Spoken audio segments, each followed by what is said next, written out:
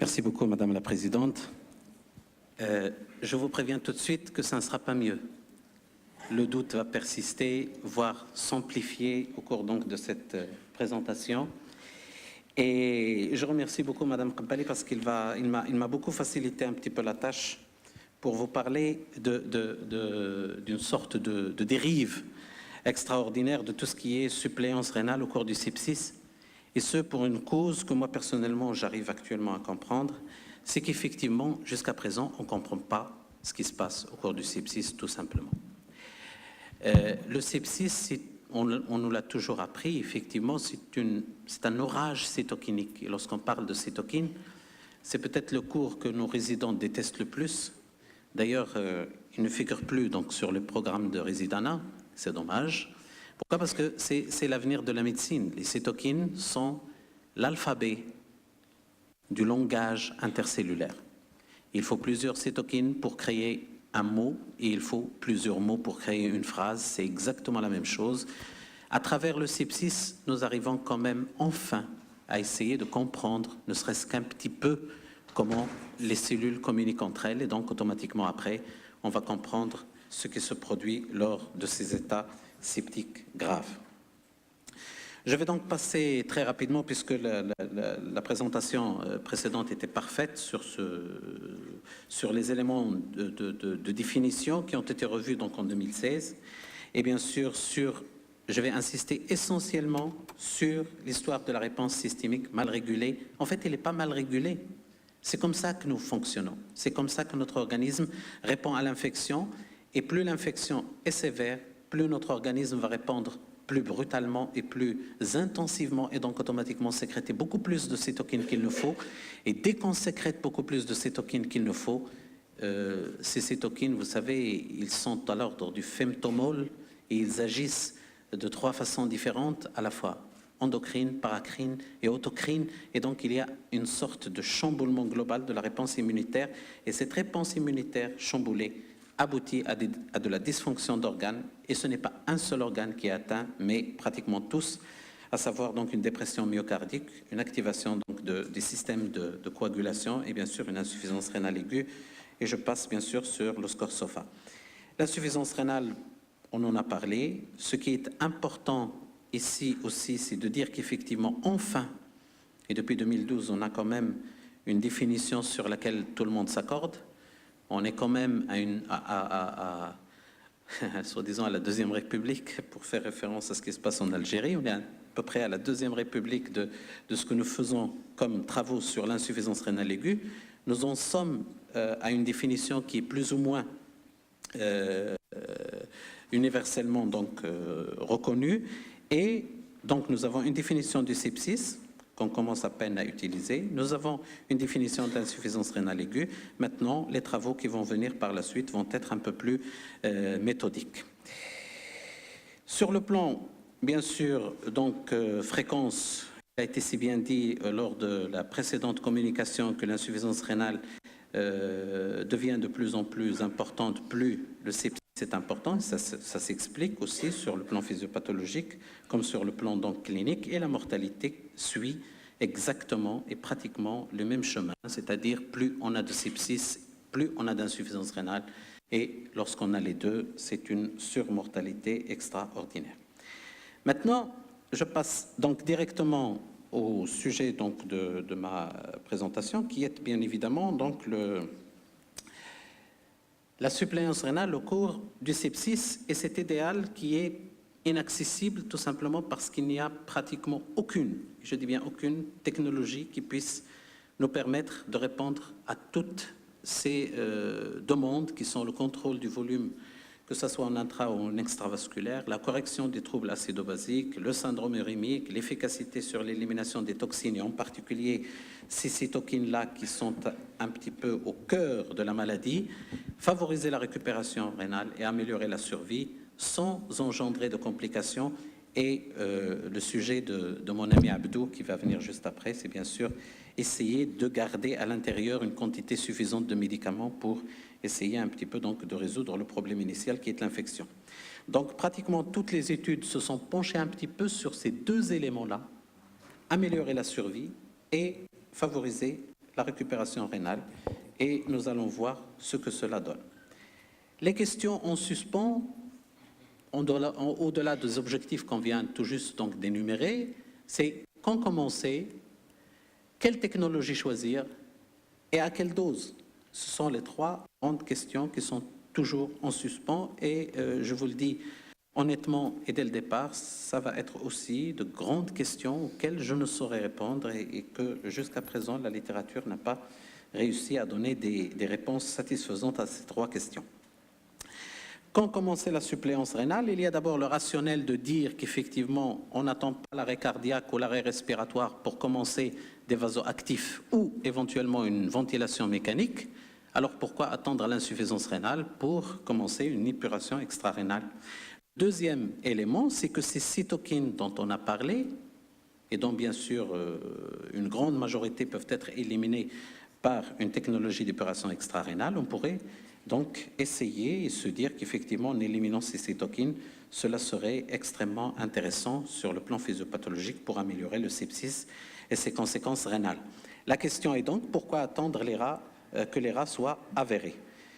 Au début, c'était donc des études qui sont quand même donc d'ordre plutôt rétrospectif, rarement des essais cliniques, et qui ont pratiquement donné des résultats totalement mitigés.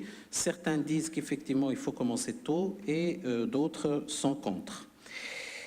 Trois grandes donc, études, et puis bien sûr une méta-analyse qu'on va voir juste après, ont essayé un petit peu de comparer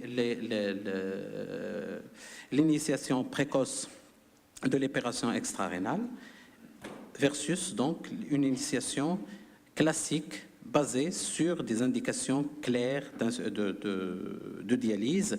Et la toute première, c'était l'équipe canadienne de Wald qui a pratiquement randomisé 101 patients, 49 donc sur le bras précoce et 52 sur le bras retardé. Donc 49, on a commencé l'épuration extra-rénale pratiquement 12 heures après l'acquisition des critères d'un cas d'égout stade 2, alors que le traitement dit standard ou delayed, c'est-à-dire retardé, c'était bien sûr pour des indications d'urgence. Le résultat est tout simple, c'est qu'effectivement, que ce soit en termes de mortalité hospitalière en unité de soins intensifs ou à 90 jours qui était le deadline qu'ils se sont fixés, ou éventuellement donc la durée d'hospitalisation, ou que ce soit en hospitalier, ou éventuellement donc la récupération d'une fonction rénale au jour 90, il n'y avait pratiquement aucune différence significative entre les deux groupes. La deuxième étude, c'est Elaine, et qui, elle, a randomisé quand même beaucoup plus de patients, 231, qui ont été randomisés en deux bras. Un bras dit d'initiation précoce. Cette initiation précoce se définit à 8 heures après la mise en évidence d'un acquis Kadoki 2, alors que les 119 autres patients, eux, ils ont été donc, soit on ne démarre carrément pas d'épuration extra-rénale et on attend une indication formelle, soit on la démarre 12 heures après avoir atteint un stade 3 donc, du Kadoki, et la différence est significative en termes donc, de mortalité entre les deux groupes. Pas seulement la mortalité qui était différente entre ces deux groupes, mais aussi éventuellement donc, la récupération de la fonction rénale, c'est-à-dire une récupération donc d'une fonction rénale était beaucoup plus précoce sur le groupe précoce, et bien évidemment aussi une éventuelle donc, durée sur c'est-à-dire la durée d'épuration extra-rénale nécessaire était beaucoup moins importante dans le groupe précoce.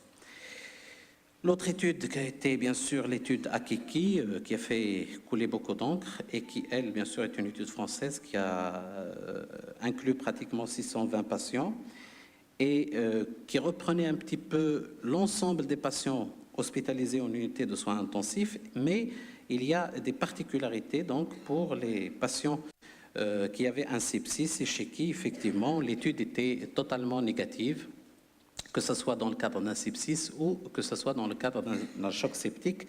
La seule chose qu'a permis donc à Kiki, c'est éventuellement donc une récupération un peu plus importante chez les patients chez qui on a commencé donc l'épuration extra-rénale de façon précoce. La méta-analyse de l'ensemble donc des travaux qui ont été faits jusque-là et qui a été publié aussi récemment, je pense en 2016, et qui, elle, ne retrouve pratiquement aucune différence, que ce soit en termes de mortalité ou en termes de récupération de la fonction rénale, que ce soit donc une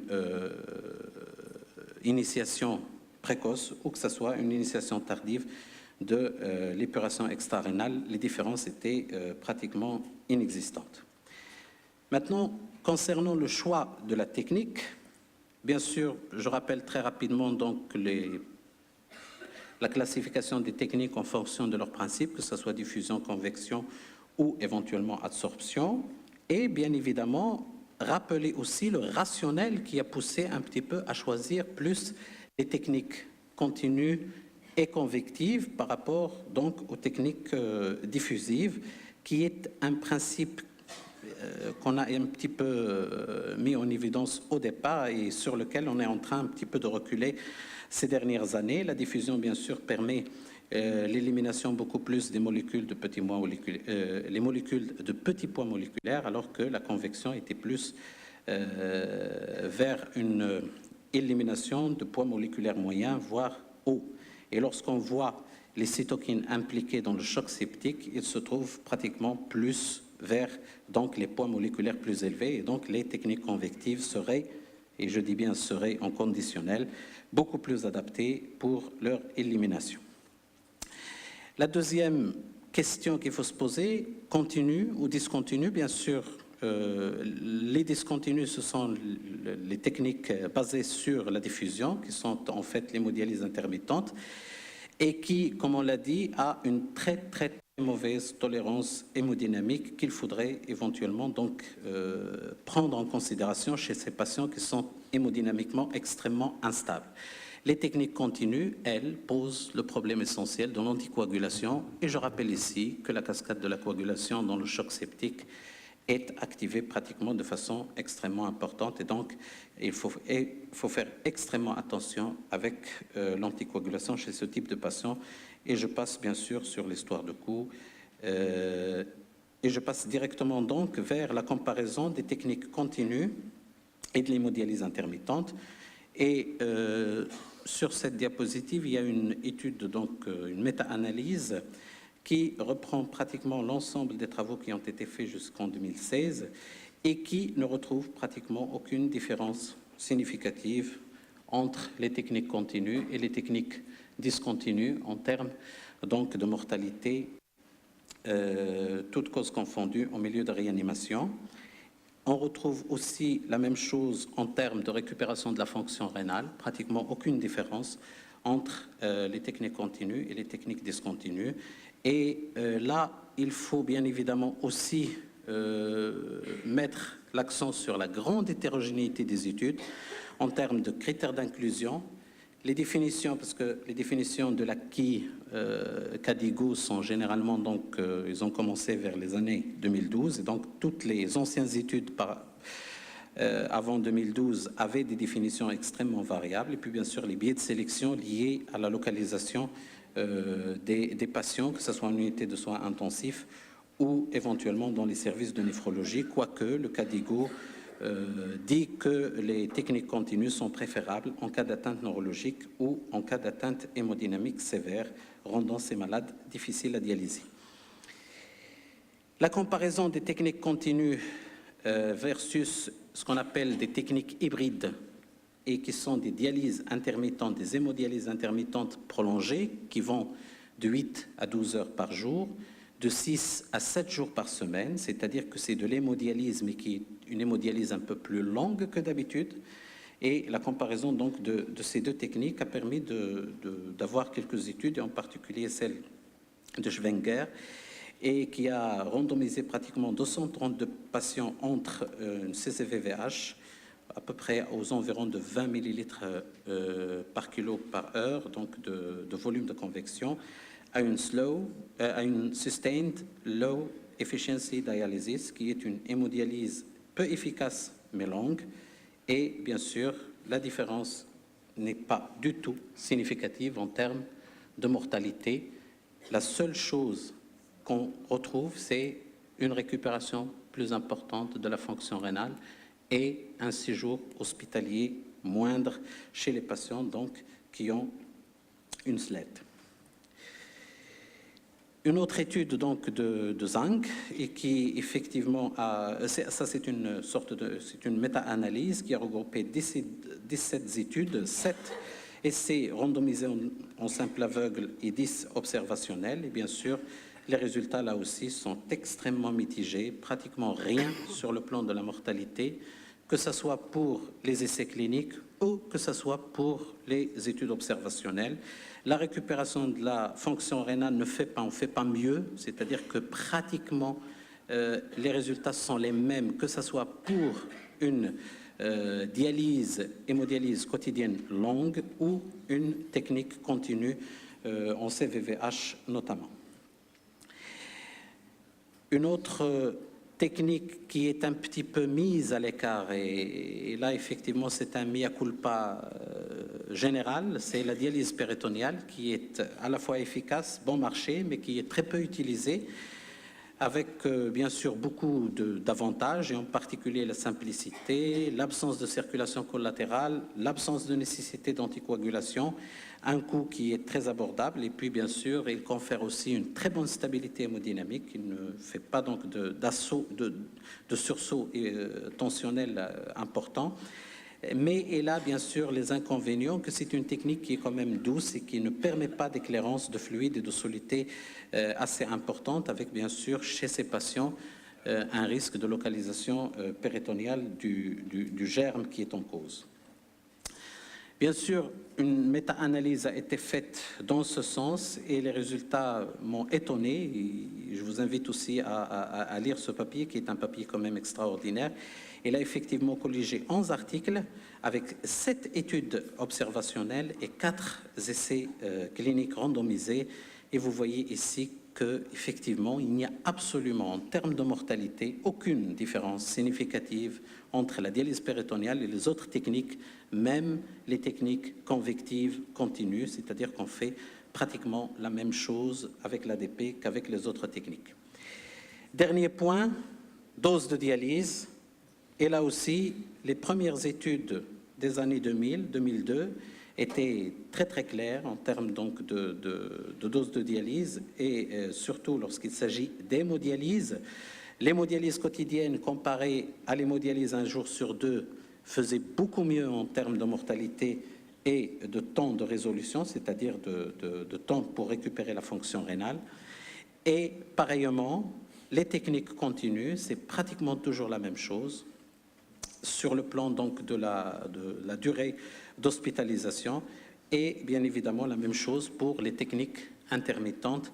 On a pratiquement toujours une différence significative en termes donc de doses. Plus on a de doses, plus on met de doses de dialyse en technique continue comme en technique intermittente, on a moins d'hospitalisation, donc des hospitalisations moins longues et de la ventilation mécanique pendant moins longtemps.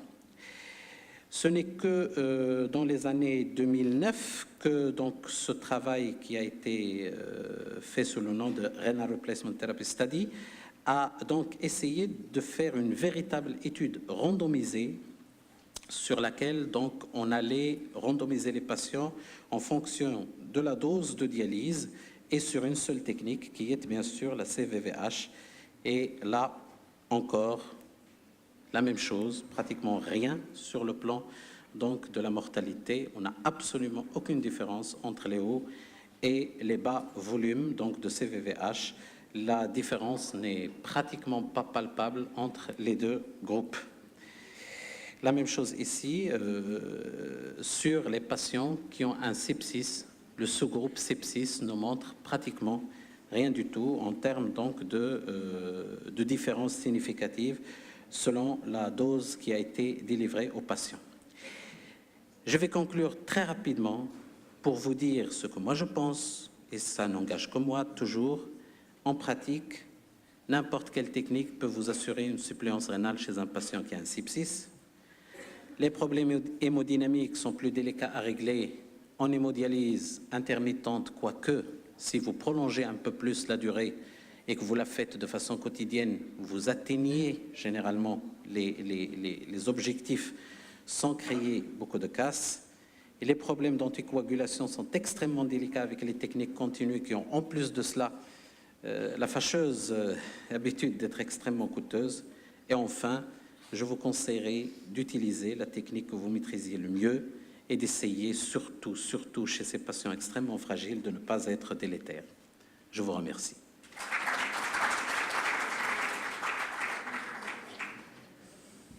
Merci, Dr Zand, pour cette présentation.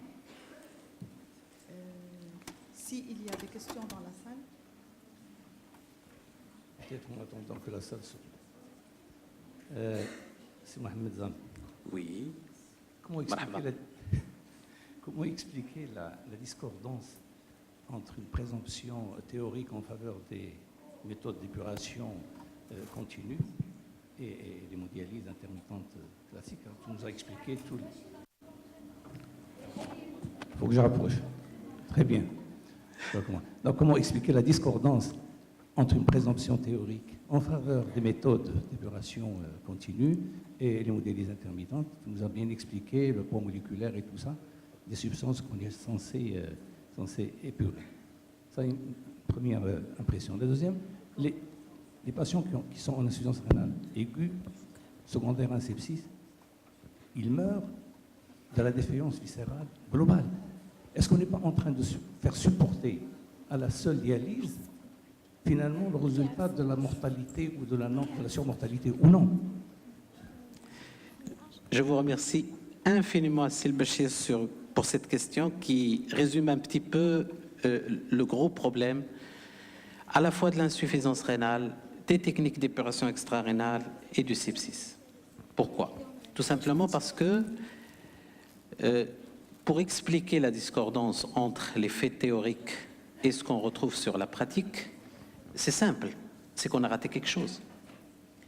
Et ce qu'on a raté, Madame Qabbali nous l'a très bien expliqué. Le choc septique, on croyait que c'était une nécrose tubulaire au départ ischémique suite à une baisse du débit sanguin rénal, et n'en est rien. Il y a d'autres mécanismes qui sont impliqués. Deuxième chose, cet orage cytokinique, vous pouvez essayer par tous les moyens de limiter ces dégâts, vous ne pourriez pas avec une simple technique d'épuration extra-rénale. Les cytokines sont produites de façon continue et de façon soutenue, que ce soit suite au sepsis et même après le sepsis contrôlé, il y a une sorte d'automatisation de mise en œuvre parce que les cytokines, ce qui est aussi extrêmement important à connaître pour une cytokine, c'est que lorsqu'une cytokine est sécrétée, il y en a 10 autres qui vont être sécrétées en réponse à sa sécrétion elle-même. Donc c'est cette cascade infernale de cytokines qui aboutit à la défaillance des organes. Deuxième chose, c'est que toujours, et je l'ai toujours défendu, un essai clinique randomisé dans la dialyse n'est jamais randomisé réellement. Chaque séance de dialyse, et vous pouvez me le dire, vous le savez, chaque séance de dialyse est particulière. Pour le même patient, chaque séance de dialyse est particulière. Donc, ce qui fait qu'effectivement, le fait d'essayer de faire des études statistiques sur ce phénomène-là pose problème. Il y a d'autres modèles et qui impliquent beaucoup plus de facteurs et qui sont interdépendants, mais ça relève de l'intelligence artificielle. On va y arriver, certainement, mais tant qu'on n'y arrive pas, c'est-à-dire qu'il y a quelque chose qu'on rate, c'est pour ça qu'effectivement qu'on a cette discordance. La deuxième des choses, c'est que la mortalité, c'est le seul moyen, effectivement, de répondre à la grande question qui est-ce qu'on est ou pas efficace?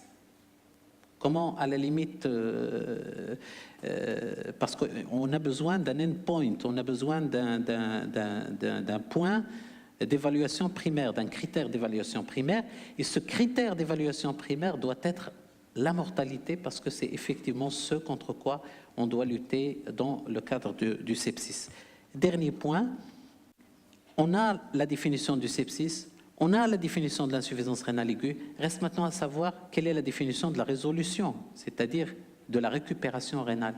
Si on a beaucoup de molécules qui sont impliquées comme étant des biomarqueurs de l'atteinte rénale, mais on n'a pas de biomarqueurs de la récupération rénale. Le jour où on l'aura, peut-être éventuellement que les résultats vont peut-être changer.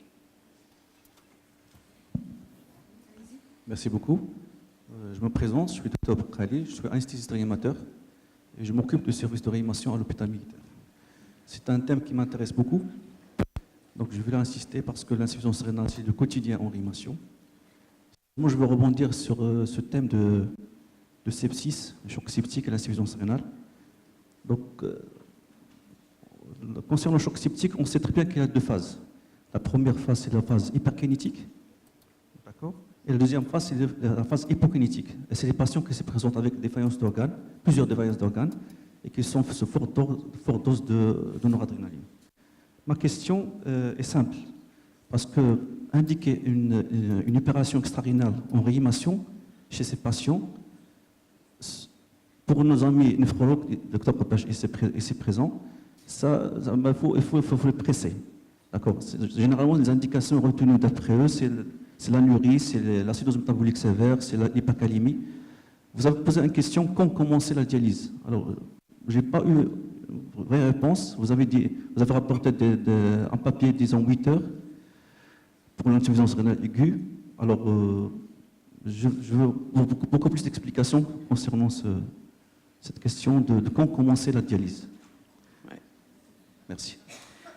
Je vais dire quelque chose que je n'aime pas et que vous n'allez pas aimer non plus. Dans l'insuffisance rénale aiguë, surtout dans le choc septique, le néphrologue doit rester, entre guillemets, un technicien. Il faut qu'il y ait une sorte de chef de file. Je ne vous jette pas des fleurs, monsieur Koupage, mais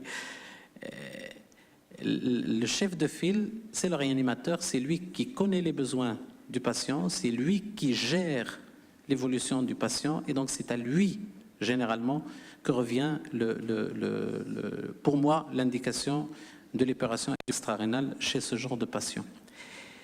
Pourquoi? Parce que tout simplement, il y a deux visions.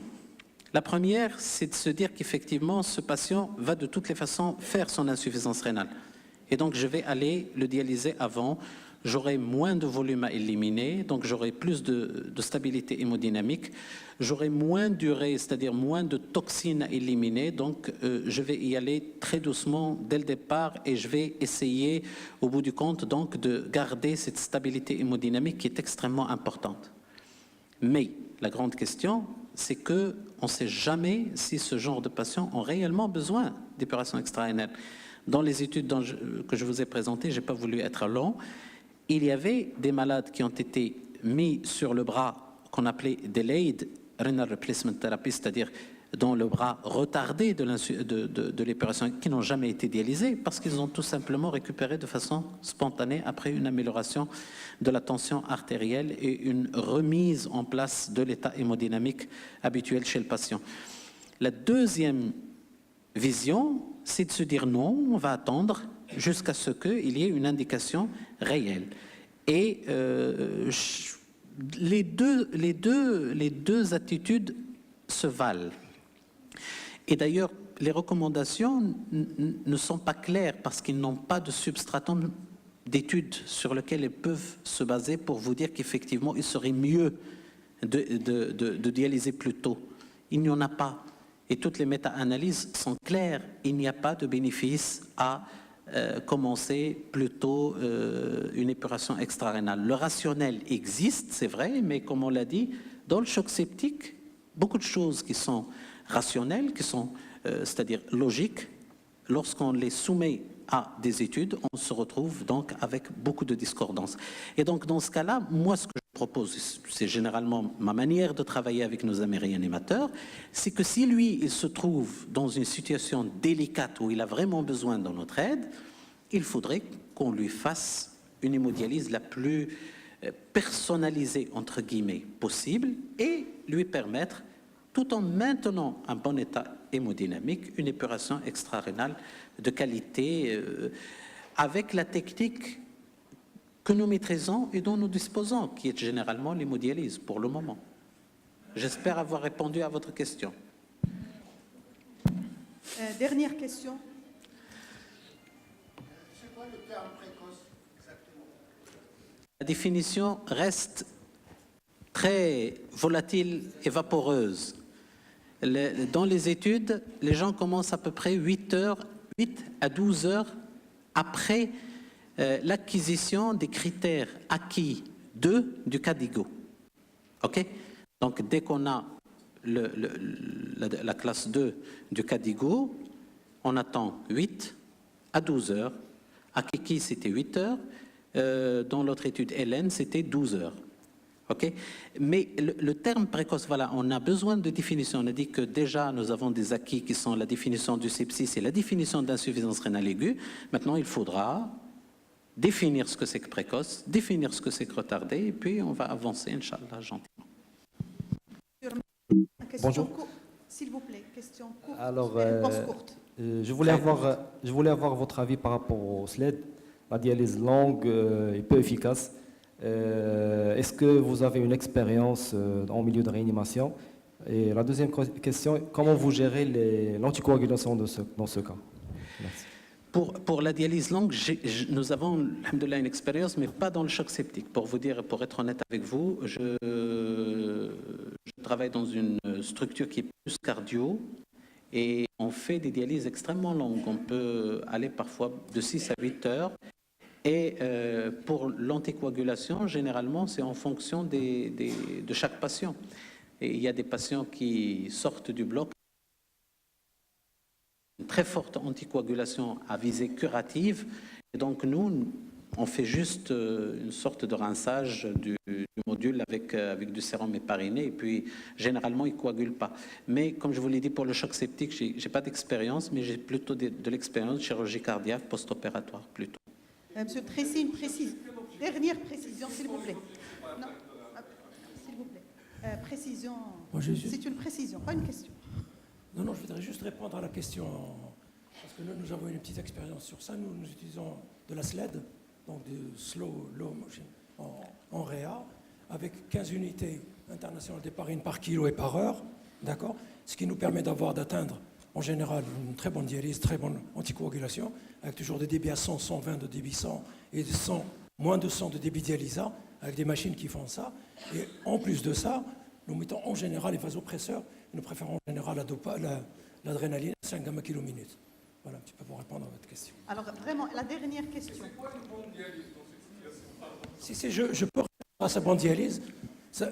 Pour nous, la bonne dialyse, ici, justement, dans le but d'utiliser des membranes de haute perméabilité pour éliminer les cytokines, dont il a parlé, et également d'être toujours en dessous de 0,8 de durée par jour. Il faut toujours l'azotémie, est pour nous vraiment le toxique le plus sévère, si vous voulez. Et donc, il faut être quotidiennement en dessous de 0,8. Si on va mettre des objectifs, ça va être mieux. Comme ça, on va avoir vraiment une cible. Oui. Monsieur Zem, vous me donnez la parole. Je donne la parole d'abord au professeur Non, Ramdan. mais très rapidement, c'est juste le débat. Rassurer notre ami réanimateur pour dire que le débat, au fait, entre néphrologue et réanimateur est posé partout au Maroc, pas simplement à Agadir. On a toujours ce débat, mais il y a deux éléments très importants qu'il faudrait prendre en considération. Le plus souvent, la dialyse, moi je trouve, et là je ne suis pas d'accord avec ces âmes, c'est le néphrologue qui poserait l'indication. Et deuxième chose que souvent on discute ensemble avec les réanimateurs, c'est que la dialyse est une épreuve d'effort. Souvent, on vous demande d'augmenter les drogues pour pouvoir bien dialyser ces patients. Également, la membrane est une usine cytokinique. La même chose, c'est vous avez plein de cytokines au cours du choc septique, vous dialysez, vous avez plein de cytokines qui sont libérées au cours de la dialyse du fait de la bioincompatibilité, etc. Donc, moi, je pense que c'est une décision qui reviendrait à un néphrologue après discussion, bien sûr, mais que, attention, ce n'est pas acquis à tous les coups et que vous pouvez, disons, prendre cette décision en fonction de ce que présenterait votre patient et de la gravité de la situation hémodynamique qu'il a. Voilà. Merci beaucoup. Merci, Dr Zan.